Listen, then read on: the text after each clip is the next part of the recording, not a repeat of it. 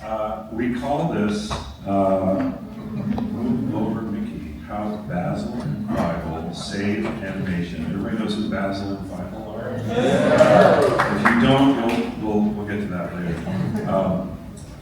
As we said, this is our little introduction. Once again, Neil O'Brien, after Disney, Steve Anderson, Disney in between. So we talk about this Disney in between era, or this after Disney era. Without further ado, let's introduce our special guest, Andreas Deja.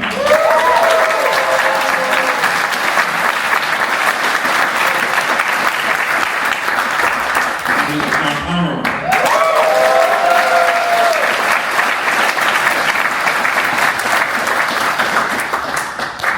Now, what we mean when we talk about the Disney in between time, or the after Disney times, we're talking about this roughly 20-ish year period between Walt Disney's death in 1966 to the Michael Eisner, Jeffrey Katzenberg era that kicked off around 1984. So the reason why we call it in between time or an after time is because the studio kind of went into the tailspin after they lost Walt. And it took quite a while for the studio to find its way and get back up on its feet. They were so focused on preserving Walt's legacy. The way they chose to do that was by not changing a thing, making movies exactly the same way Walt would have made, with the exact same people, the exact same tone, music style, cinematography, everything, and everything sort of started becoming a bit of a carbon copy. And the irony is that in doing that, in trying so hard to preserve Walt's legacy, they actually kind of forgot about some of Walt's core values, which is moving forward, change, embracing new technologies, embracing the new. So for quite a while, the Disney studios, throughout the late 60s into the 70s, was kind of in their own little bubble, while the rest of the world changed around them, not just the world in terms of social politics and politics, and there were wars, and Hollywood was changing around them as well.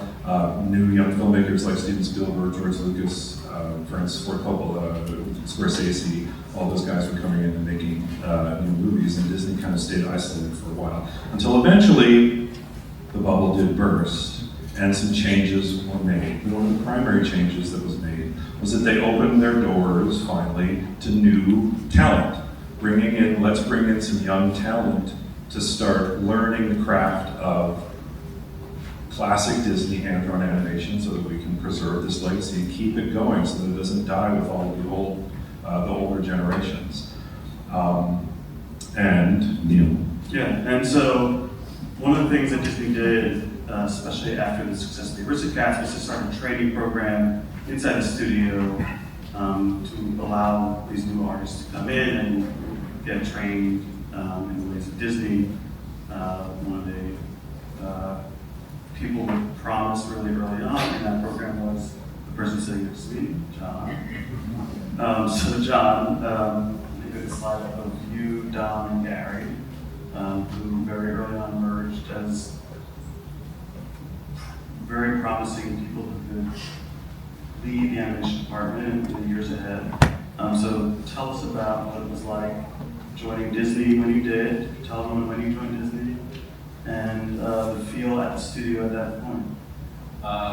Well, first I'll back up a few years, because when I became really smitten with animation when the movie Jungle Book came out, like we all did. And Andreas just did a beautiful book on the making of Jungle Book. And one of the people I wanted most to meet was the background artist Al Dempster, who was stylist on that movie. And I wanted to become a background artist. And I love painting. I earned my way through Art Center College of Design painting portraits, and this is what I wanted to do. So when I started there in February 7th, 1973, 8:30 in the morning, I was welcomed by my animation supervisor, Ed Hansen. And Ed had been there for a number of years. He knew the systems. he told me, he said, okay, we know that you want to be a background artist, but you'll be a better background artist if you learn the basic principles of animation. That way you paint for the film and not as a solo artist. And I said, agreed, I would be glad to do that. As long as I finalize and land in the background department. So he introduced me to my mentor, Eric Larson. Eric Larson was amazing. He was the perfect person at that time to be leading all these new recruits. A very patient man, very kind soul, very generous. And for the first month, he was teaching me the basics of animation. I designed my own characters. I had a magician frog and his assistant, a turtle. And they were going to perform a magic trick together. And he threads up my 35mm film of my first animation pencil test, and we look at it on his Moviola, an enormous contraption. And he did it in the perfect way because it didn't eat the film. And so we're watching my test, and it was horrible. But something happened. I got bit by the bug. I threw away the paintbrushes, and I devoted myself for the next century to animation, 2D animation. There was nothing like it. It's like, even my worst test, I'm looking at it and saying, this is like being God. You're creating something from nothing. From empty pages of paper, you're creating these personalities. So that's what got me started. And that same feeling was shared by my two colleagues, Gary Goldman and Don Bluth, and we formed a bond that was very tight. And when you started, the majority of the 9 men are still active, animating, and Yes, they were still active. As a matter of fact, it was a strange, almost, I call it a jungle atmosphere, because the same feuds and jealousies and strange feelings still permeated the halls of those wings. It was funny. And you could almost get, it was like a snapshot of what maybe Disney looked like during the 40s, 50s, and 60s, but Walt was still alive. But that was the problem. You know, they were still trying to second guess what Walt would have done, got themselves into a kind of a creative rut, and they decided to bring in some fresh blood. But the thing about Walt is he was very mercurial. He would never do the same thing twice. Always innovative, drove his brother nuts. Let's try this way, let's try this. Let's shoot Buddy Epps and see if we can do something with audio animatronics. Let's do this with Salvador Dali. Surrealism might be something fun. Let's build a park. Let's be on TV.